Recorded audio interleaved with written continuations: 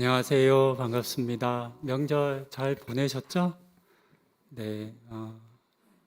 중간중간에 명절이 참 많았으면 좋겠다 싶더라고요. 한 주도 참 빨리 지나가는 것 같고 부담도 없었는데 이제 또 연휴를 맞기가 쉽지 않은 것 같아요. 일상으로 잘 회복하시고 또 주어진 일들 잘 감당하시기 바랍니다. 아브라함은 하나님의 부르심을 받고 약속의 땅 가나안으로 떠났습니다. 아무것도 보장된 것이 없는 그런 너무나 막연하고 낯선 길인데 하나님의 말씀에 의지해서 그 길을 떠났습니다. 이 순종이 그를 믿음의 조상이 되게 했습니다. 하지만 그런 아브라함도 여러 연약함과 부족함이 있었습니다. 가나안 땅에 도착하자 기근이 있었는데요. 하나님의 약속의 땅이었는데 너무나 쉽게 그 땅을 포기하고 애굽으로 도망갑니다. 뿐만 아니라 아내를 이제 누이라 속이며 자신의 생명을 지키려 했습니다. 이런 부족함이 있었지만 하나님께서는 아브라함과 함께 하셨습니다. 그를 통해 이 땅에 믿음의 자손들을 이어 오셨습니다.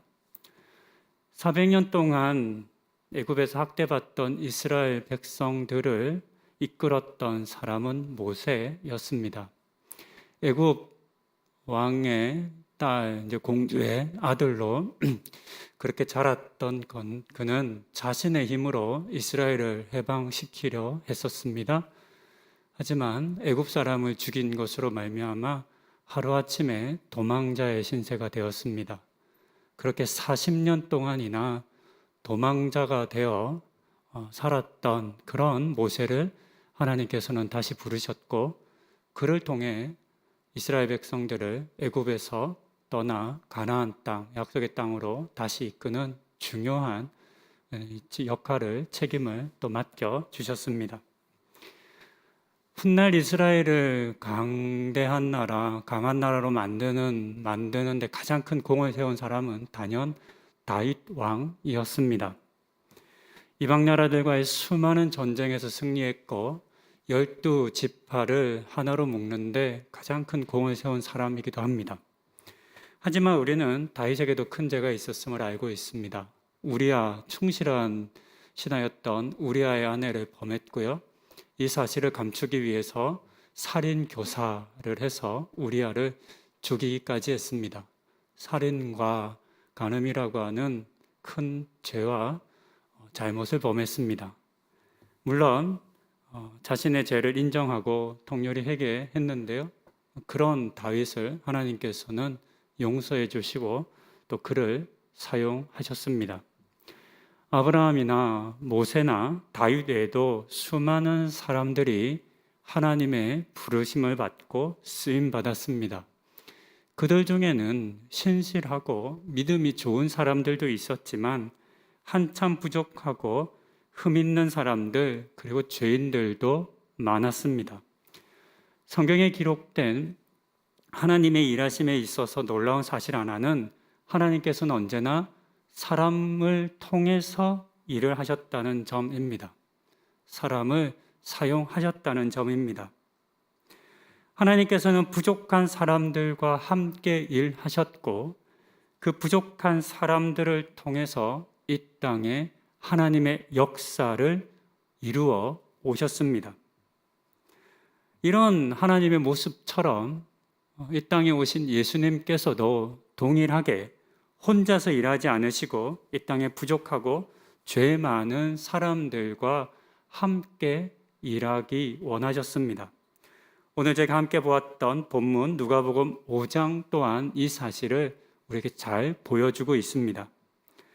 본문에는 예수님께서 베드로를 비롯해 제자들을 만나고 그들을 부르는 그런 장면을 기록하고 있습니다.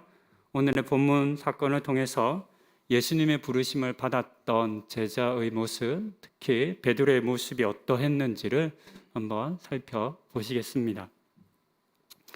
고향 나사렛에서 배척을 받으셨던 예수님께서는 그곳을 떠나 다른 마을과 지역을 두루 다니시며 병든 사람들을 고쳐주셨고 귀신 들린 사람들을 자유케 하셨습니다. 그리고 말씀을 가르치며 복음을 전하셨습니다. 오늘의 본문도 이런 상황에서 이런 내용이 이어지면서 시작됩니다. 1절에 기록된 것처럼 예수님께서는 자신을 따르는 무리들에게 하나님의 말씀을 가르치셨습니다. 이 사건이 일어난 장소는 게네사렛 호숫가라고 기록하고 있는데요. 갈릴리 호수의 북서쪽에 위치한 지역입니다. 넓은 평원이 있었기 때문에 많은 작물이 자라는 지역이기도 합니다. 들쑥날쑥한 해안선을 연상시키는 지역으로 파고가 높지 않고 배들이 정박하기에 매우 좋은 곳이었다고 합니다. 마침 예수님과 무리들이 함께 나타났던 이때는 밤새 고기를 잡고 돌아온 어부들이 그물을 씻는 오전 시간이어서 배들이 정박해 있었습니다. 예수님께서는 그물 씻는 일을 마무리하는 베드로의 배에 올라타셨습니다. 그리고 육지에서 조금 떨어지게 한 다음 배에 앉으셔서 무리들을 가르치셨습니다. 배에서 무리들을 향해서 가르친 게 조금 낯설 수 있겠지만 마치 소극장처럼 소리가 모이는 마을의 지형적인 특징과 호수 뒤편에서 불어오는 바람으로 인해서 예수님의 이야기는 무리들에게 잘 전달되었다라고 합니다. 만약에 반대로 하셨다면 예수님께서 산 위에서 이야기를 하셨다면 그 맞바람 때문에 예수님의 말씀은 이렇게 무리들에게 전해지지 않았을 것이라고 합니다. 그렇게 말씀을 가르치시던 주님께서 그 가르치심을 마치시고 갑자기 베드로를 향해서 하나의 명령을 하십니다. 그냥 말씀 마치고 끝나고 이제 육지에 대서 나 갈래 이렇게 하신 게 아니라 함께 배에 타고 있던 베드로에게 이왕 나온 김에 깊은 데로 가서 고기를 잡자라고 하신 겁니다. 깊은 데로 가서 그물을 내려 고기를 잡자는 말씀이셨는데 이 말씀은 어부들의 입장에서 보면 따르기 어려운 말씀이기도 합니다. 몇 가지 이유가 있는데요. 첫 번째는 2절에 기록된 것처럼 그들이 이미 그물을 다 씻은 후였기 때문입니다. 어부들은 그달의 일을 마치면 반드시 그물을 씻어 두어야 합니다. 낚시를 해보신 분들 잘 아시겠지만 저희가 낚시를 해도 고기 잡히는 것보다 엉뚱한 해초나 다른 걸 더 많이 잡곤 합니다. 엉뚱한 게 많이 건져 올려지죠. 고기만 그물에 잡히는 것이 아니라 각종 수초나 나무나 쓰레기 등도 많이 걸립니다. 그래서 가만히 놔두면 서로 엉키거나 그물이 찢어집니다. 다음날 그 그물을 그대로 던질 수 없습니다. 그래서 반드시 그물을 씻어야 합니다. 하지만 그물을 씻는 일은 귀찮은 일이기도 합니다. 오늘처럼 고기를 밤새 잡았지만 하나도 잡지 못한 날이면 이런 일은 더 피곤하게 여겨졌을 겁니다. 그물을 다 씻었다는 것은 그날의 일을 이미 마쳤다는 의미입니다. 이런 상황에서 다시 그물을 던지라 라고 하는 것은 그냥 한번 해볼 수 있는 일이 아닙니다. 왜냐하면 이미 다 씻어놓은 그물을 다시금 버리는 일이고 던지고 나면 다시 그물을 씻어야만 하는 그런 일이기 때문입니다. 두 번째는 5절의 베드로의 대답을 통해서 알 수 있는 것처럼 그들은 이미 밤을 새서 일을 한 것으로 인해서 매우 지쳤고 또 피곤했기 때문입니다. 전날 밤에 고기를 많이 잡아서 기분이 무척 좋았다면 우리도 일을 하다 보면 일이 잘 되면 피곤한 줄 잘 모르잖아요. 그랬다면 좀 다를 수 있겠어요? 하지만 밤새 노력하고 수고하고 애썼지만 일이 뜻대로 안 될 때, 하나도 안 될 때는 더 피곤하잖아요. 더 짜증나잖아요. 아마도 배도 고팠을 것 같아요. 가끔 텔레비전에서 하는 극한 직업 이런 이상하게 그런 프로그램이 재밌더라고요. 돌리다가 나오면 이렇게 보게 돼요. 근데 고기 잡는 그런 이야기들 참 많이 나오더라고요. 그러면 한참 고기를 잡을 때는 뭐 먹을 그런 뭐 순간이 없더라고요. 여유가 없는 거죠. 다 하고 나서야 이제 겨우 밥 한 끼, 뭐 라면 이렇게 먹는 것 같습니다. 별반 다르지 않았을 수도 있겠다 싶습니다. 지금 베드로를 비롯한 어부들에게는 빨리 금을 씻고 집에 돌아가고 싶은 마음이 가득했을 겁니다. 지쳤잖아요. 고기 한 마리도 못 잡았으니까 얼마나 마음이 힘들었을까요? 그런데 또다시 그물을 던지라 라고 하는 예수님의 말씀을 들었을 때 어쩌면 짜증이 나지 않았을까 이런 생각도 해봅니다. 어부들이 예수님의 말씀을 따르기 어려운 세 번째 이유이면서 또 가장 결정적인 이유는 예수님께서 대낮에 깊은 곳으로 가서 그물을 던지라 했기 때문입니다.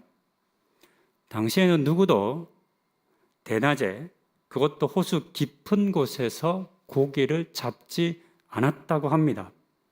그 시간, 그곳에는 고기가 없기 때문입니다. 학자들에 따르면 갈릴리 호수의 고기들은 뜨거운 대낮에는 호수 가운데 모이지 않는다고 합니다. 돌틈이나 수초 사이에 숨어서 쉬다가 해가 지는 저녁 이후에야 먹이 활동을 시작한다고 합니다. 그래서 오늘의 본문에도 기록된 것처럼 어부들은 밤에 고기를 잡기 위해 나왔던 겁니다. 우리가 알듯 베드로를 비롯해 본문에 등장하는 야고보와 요한은 어부들입니다. 이들이 언제부터 어부였는지는 뭐 알 수 없습니다. 다만 당시의 사회의 직업이 대부분 가업으로 이어지는 것을 봤을 때 그 예수님의 아버지 요셉이 이제 목수, 우리는 이제 그냥 나무만 다루는 그런 목수라고 알 수 있지만 이제 목수라기보다는 전반적인 일을 다 하는 그런 사람을 의미합니다. 이제 그 아버지의 일을 이어받은 형제들과 그 가족들을 보잖아요. 이제 그렇게 보자면 비슷했을 겁니다. 이 말은 이 어부들이 하루 이틀 고기를 잡은 사람이 아니라는 것을 알려줍니다. 그곳 출신이었습니다. 어려서부터 게네사렛 호숫가에서 고기를 잡아왔습니다. 그 말은 그들이 언제 어디서 고기가 잡히는지 또 안 잡히는지를 이미 잘 알고 있는 사람들이라는 의미입니다. 그들이 볼 때 예수님의 명령은 고기 잡는 것에 대해서는 아무것도 모르는 그냥 던지면 그냥 고기가 잡히는 줄 아는 그런 황당한 말로밖에 들리지 않았을 수 있었겠습니다. 세 가지 이유를 통해서 알게 된 것처럼 그물을 다시 던지는 것은 결코 쉬운 일은 아니었습니다. 그물을 던져봐야 허탕칠 것이 너무나 뻔한 상황입니다. 그래서 당연히 거절해야 하는 그런 상황이라 할 수 있습니다. 베드로가 5절에서 우리가 밤이 새도록 고기를 잡았는데 하나도 못 잡았어요 라고 말을 했잖아요. 어떤 의미의 말일까요? 어떤 학자들은 이 뒤에 말씀에 의지해서 그물을 던지겠다 이런 것을 베드로의 이제 믿음이라고 이해하게 하는 분도 있지만 저는 좀 다르게 생각을 합니다. 이 본문은 베드로의 믿음하고는 상관없는 본문 같아요. 지금 베드로가 그물을 던지면서 궁시렁궁시렁 하는 거예요. 피곤해 죽겠는데. 뭐 깊은 데 가서 그물을 던지라 그래요. 이제 이런 마음이라고 저는 생각을 했습니다. 그런데 베드로가 그물을 던졌잖아요.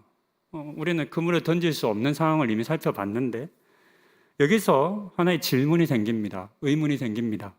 도대체 베드로는 어떤 마음으로 그물을 던졌을까? 예수님께서 깊은 데로 가서 그물을 던지라 라고 했던 그 말의 의미를 어부로서 너무나 잘 아는데 안 잡힐 텐데 왜 베드로는 이 황당한 예수님의 명령에 순종했을까 하는 궁금함이 생깁니다.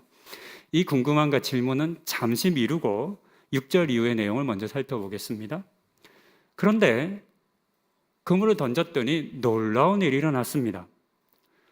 원래 고기가 잡혀야 하는 밤 시간에는 한 마리도 잡지 못했는데 그것과 대조하듯 이번에는 그물이 찢어질 정도로 많은 고기를 잡게 됩니다. 혼자의 힘으로는 다 감당할 수 없어서 끌어올릴 수조차 없어서 다른 배에 있던 친구들까지 불러와야 했습니다. 어부들, 여기는 지금 어부들만 있다고 생각하시면 안 됩니다. 이번 무리들이 같이 있습니다. 그러니까 해안 물가 호숫가에서 지금 예수님과 베드로가 하고 있는 그 행위를 주목하여 보고 있는 많은 무리들과 또 어부들이 전혀 예상하지 못하는 일이 일어난 겁니다. 아마 그 지역에 있는 사람들은 대부분 알았을 겁니다. 고기 잡히는 시간이 아니라는 것을. 그런데 그 모든 사람들의 생각과 그 기존에 가진 지식을 깨트리는 일이 일어난 겁니다. 그렇다면 여러분들이 혹시 소설을 쓰신다거나 혹시 이 장면으로 영화를 만드신다면 이 다음에 어떤 모습을 넣으실까요? 이번 설교하면서 여러 생각을 해봅니다. 갑자기 잔치 분위기가 되잖아요. 이게 너무나 놀랍고 행복한 일이잖아요. 고기가 막 팔딱팔딱 뛰는 고기들이 2배 가득해요. 그러면 멀리 있던 무리들도 환호성을 지르고 고기 잡던 어부들도 이게 웬일이냐고 이런 일을 내가 세상에 다 보냐고 흥분해서 팔딱팔딱 뛰어야 해요. 그게 전체적인 흐름으로는 더 맞을 것 같아요. 그런데 좀 이상해요. 베드로의 모습이 너무나 이상합니다. 서둘러 배에서 내립니다. 예수님 앞에 달려가 예수님 무릎 앞에 엎드립니다. 그러면서 이렇게 이야기합니다. 주여, 나를 떠나소서. 나는 죄인으로소이다. 무척 당혹스러운 장면입니다. 많은 고기를 잡고 놀라고 흥분되는 상황과는 잘 어울리지 않는 모습이기도 합니다. 왜 갑자기 베드로는 예수님 앞에 나 죄인입니다. 주님 떠나십시오. 라고 하는 우리가 전혀 이해할 수 없는 그런 이야기를 한 것일까요? 왜 그는 많은 고기가 잡힌 그 기쁨을 지금 누리지 못하고 있는 것일까요? 이어지는 10절에서 예수님께서는 베드로를 향해서 무서워하지 말라 하셨습니다. 아주 짧은 말이지만 이 말을 통해서 지금 베드로가 두려워하고 있었다, 무서움에 사로잡혀 있었다는 것도 알 수 있습니다. 무엇이 베드로를 무섭게 한 것일까요? 참 많은 의문이 드는, 질문이 생기는 그런 오늘 본문의 사건이라 하겠습니다. 여기서 앞서 했었던 질문으로 다시 돌아갑니다. 베드로는 어떤 마음으로 그물을 던졌던 것일까요? 자신의 지식과 경험 그리고 피곤하고 지친 몸을 생각하면 거절하는 것이 너무나 당연함에도 불구하고 그물을 내린 이유는 또는 그물을 내릴 때 그의 마음은 어땠을까요? 이 질문에 대한 답을 찾기 위해 오늘 이 본문의 사건이 시작되는 처음 시점으로 다시 돌아가 봅니다. 많은 무리들과 함께 물가로 오신 예수님께서는 갑작스럽게 베드로의 배에 오르셨습니다.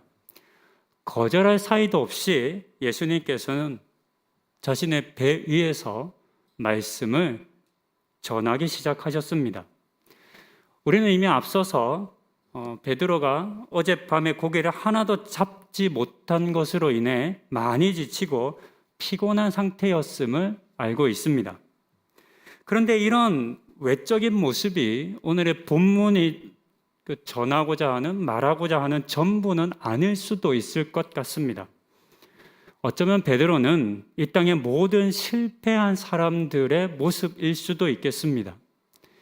어릴 때부터 물고기를 잡아오며 적어도 고기 잡는 것에 있어서만큼은 최고다라고 말할 수 있었지만 지난밤 그는 피라미 한 마리도 잡지 못하는 완벽한 실패를 경험했습니다.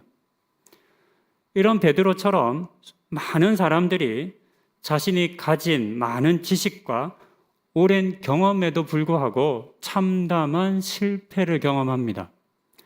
스스로 자신 있어 하는 것임에도 불구하고 아무것도 얻지 못하고 빈손인 채로 돌아오곤 합니다. 지금 베드로가 그랬습니다. 바로 그때에 예수님께서 찾아오셨습니다. 그리고 무리들에게 하나님의 말씀을 가르치셨습니다.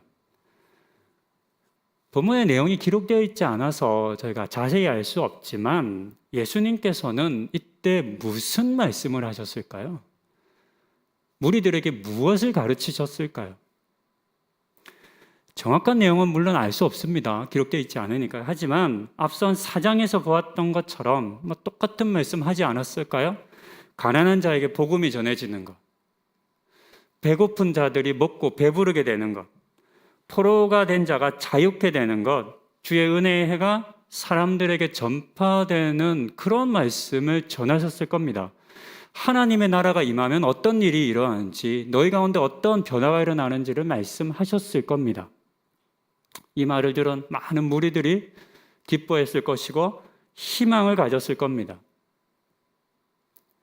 여기서 우리는 예수님께서 이 말씀을 무리들에게 전할 때 누가 가장 가까이에서 가장 정확하게 예수님의 말씀을 들었을지를 한번 생각해 보아야 하겠습니다.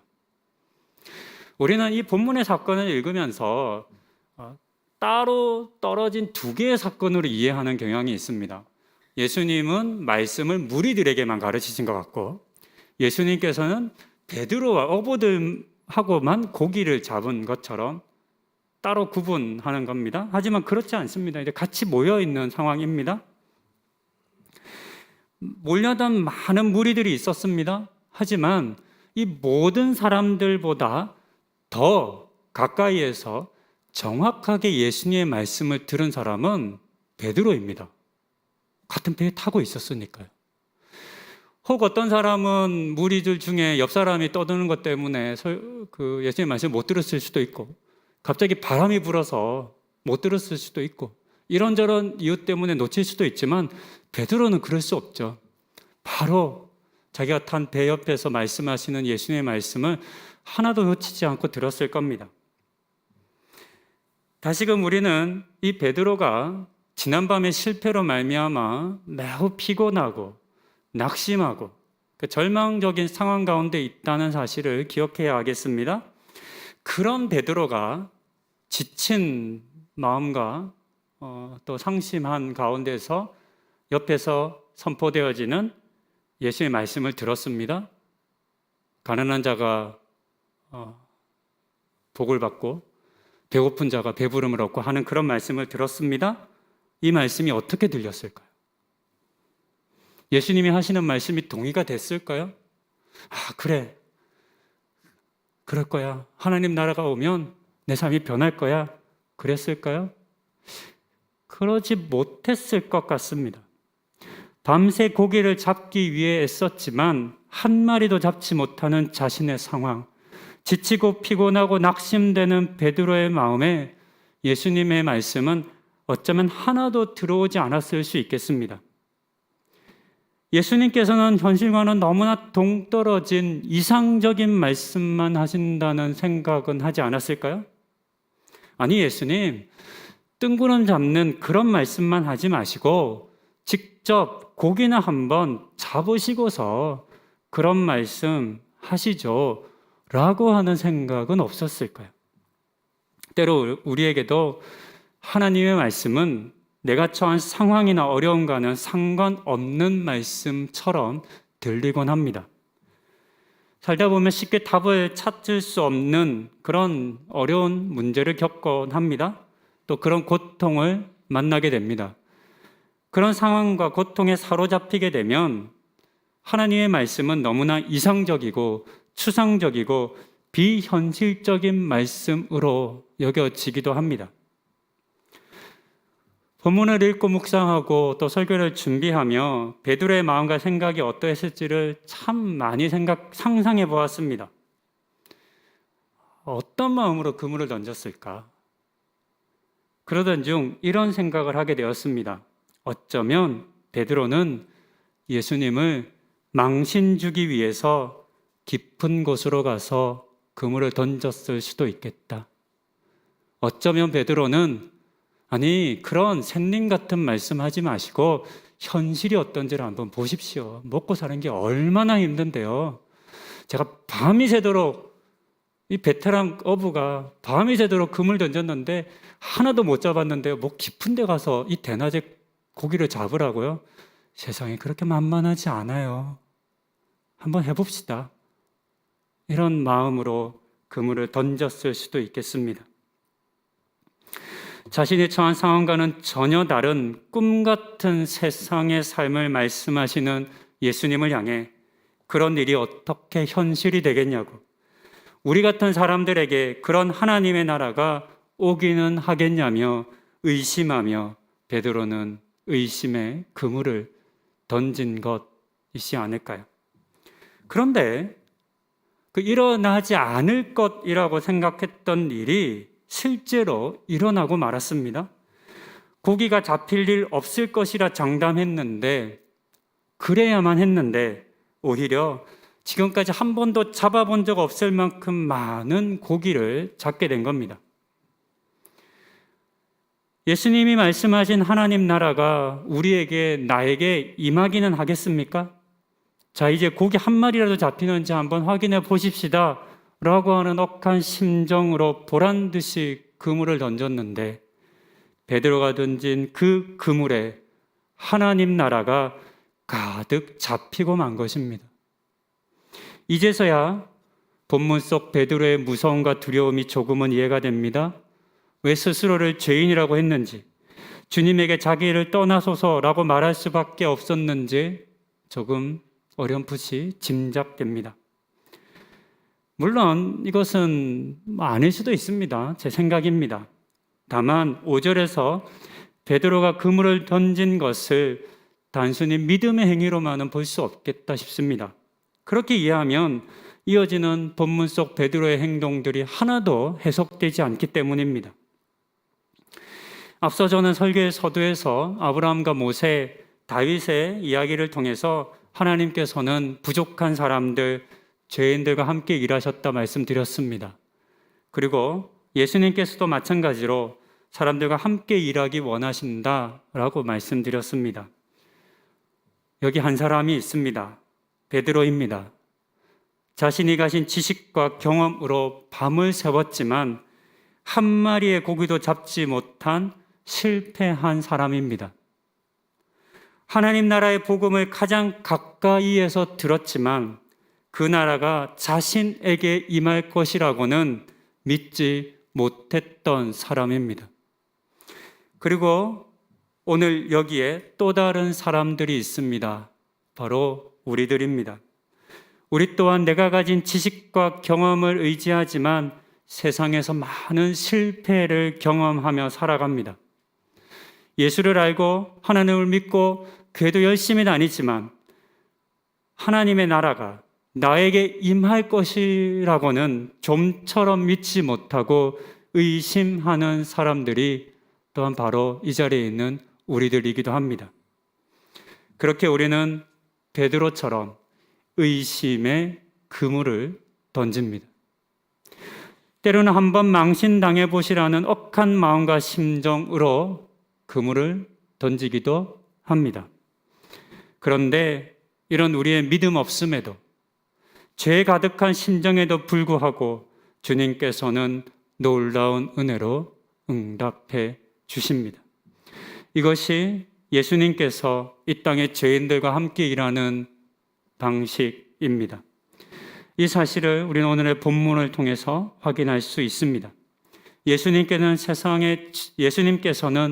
이 땅의 죄인들과 함께 일하기 원하십니다. 그리고 예수님께서는 지금도 죄인인 우리와 나와 함께 일하기 원하십니다. 우리의 믿음 없음, 우리의 교만, 우리의 부족함 등등 주님과 함께 일할 수 없다라고 하는 수많은 이유와 변명이 있겠지만 주님께서는 이 모든 것들을 통해서도 우리와 함께 일하시는 분이라는 사실을 우리가 알아야 하겠습니다. 주님께서 오늘의 나와 함께 일하기 원하신다라고 하는 이 사실을 오늘의 말씀을 통해 확인하시고 여전히 의심 많은 그물을 던지는 나의 삶이지만 그런 나와도 함께 일하기 원하신다는 그 사실을 믿고 오늘 본문 제일 마지막에서 베드로가 모든 것을 버려두고 예수님을 따랐던 것처럼 그렇게 예수님을 따르시는 우리 성도님들 다 되시기를 권면드립니다. 기도하시겠습니다. 의심의 그물을 던졌는데 그 그물에는 하나님 나라가 가득 잡혔습니다. 이것이 이 땅의 죄인들과 일하시는 주님의 방법이었습니다.